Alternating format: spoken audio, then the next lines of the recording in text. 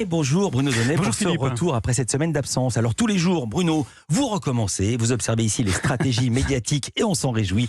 Et ce matin, vous avez choisi de vous pencher sur la technique de communication de Jean-Luc Mélenchon, car vous avez fait une découverte ce week-end qui vous a beaucoup intéressé. Oui, découverte, Philippe, que je dois à la journaliste Laetitia Krupa et à l'ancien conseiller en communication de François Hollande, Gaspard Ganzer, qui anime tous les samedis une émission consacrée à la communication politique sur France Info. Avant-hier, ils avaient donc choisi de s'intéresser à Jean-Luc Mélenchon et à sa proposition politique inédite. Je demande aux Français de m'élire Premier ministre.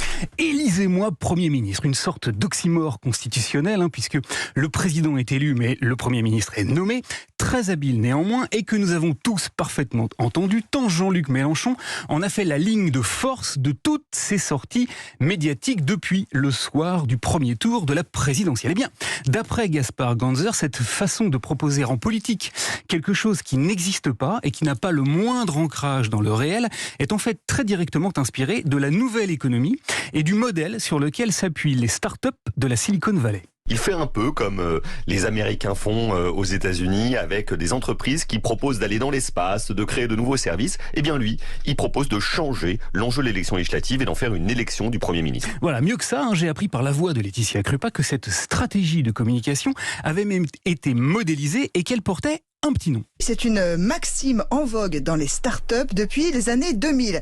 Fake it until you make it. En français, fais comme si, fais croire que, jusqu'à ce que ça arrive. Alors cette histoire de fake it until you make it, c'est aussi ce que l'on appelle en bon français, Philippe, la parole performative. C'est-à-dire le moment où dire, c'est faire, où le simple fait de prononcer une phrase suffit à provoquer une action. Du coup, j'ai eu envie d'aller voir si la nouvelle tactique de Jean-Luc Mélenchon était 1. maîtrisée et 2. payante. J'ai donc observé très attentivement vendredi soir, puisqu'il était l'invité du journal de 20h de France 2. Alors s'agissant de la maîtrise, pas de problème, Mélenchon a bien pensé à nous redire qu'il pouvait parfaitement devenir Premier ministre. Alors, je préviens tout le monde, si je suis Premier ministre, tout le monde est convoqué pour refaire la conférence annuelle obligatoire. Et pour le cas où nous aurions été un peu distraits à ce moment-là, il nous l'a même redit. Je rappelle que c'est pas un congrès qu'on est en train de faire, on est en train de se préparer à gouverner le pays. Voilà, bien compris, merci. Mais ce que j'ai trouvé finalement de plus spectaculaire dans cette séquence-là, c'est que oui, sa stratégie s'avère tout à fait concluante, puisque celui qui était en charge de l'interroger vendredi,